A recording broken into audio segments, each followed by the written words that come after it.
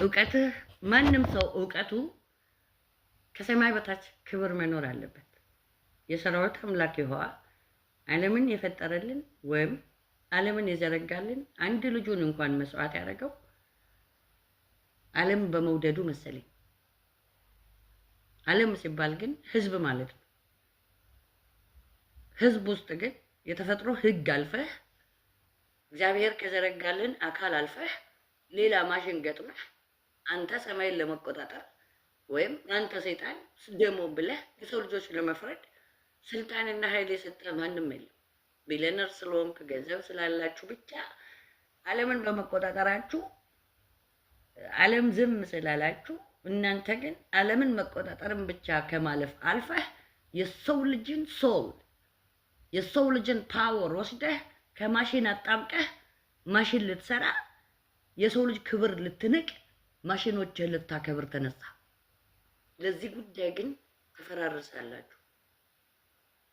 ማዝነው ለአሜሪካ ነው ለሚመጣባት ከባድ መቅሰፍት ውጊያዋ ከእግዚአብሔር ስለሆነ የጌታ ኢየሱስ ክርስቶስ መንፈስ መስራት ቢፈልግ ኢየሱስ መሰቀል አያስፈልገውም ነበር። ኤአይ መስራት ወይም ዓለምን በእንደዚህ ማሽን መስተዳደር በማሽን በሮቦት በምን ዓለምን መስራት ቢያስፈልገው ኢየሱስ በእንጨት መሰቃየት ወይም ደሙን እንደ ቧንቧ ማፍሰስ አያስፈልገውም ነበር። ዝም ብሎ ሳይገደል ዝም ብሎ እኮ ማኖር ይችል ነበር። ለምን ስጋና ደም ማክፈል አስፈለገው? ስጋና ደሙ ማሽን ይመስላል እንዴ? ለማሽን የተሰቀለ ይመስላል? ለአንተ ማሽን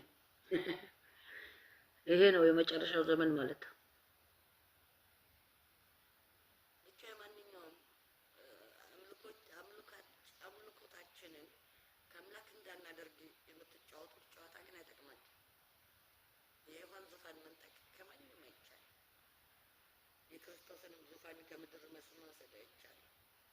እና የእናንተን ማሽን እንድናመልክ የምታደርጉን እኔም ልጄም ቤተሰቦቼም እጅግ ያመናል። ሌላውም በስፔሊንጋችን በቋንቋችን በኮዳችን ስትመጡ በዚህ በኩል ጥቁር አንወድም፣ በዚህ በኩል ግን የጥቁር ፓወር ሳክ ለማድረግ ቺፕስ ሁሉ ትገጥማለህ። ሆረር ነው ያልኩት አይደል? ለዛ ነው። ለምን በራስህ ኮዳ አላረከውም? ጥያቄ ለምን በነጭ አላረከውም? ሬሲዝም ከሆንክ በራስህ ነጭ ማድረግ ነው። የጥቁር ምን መጥባት አስፈለገ ታዲያ?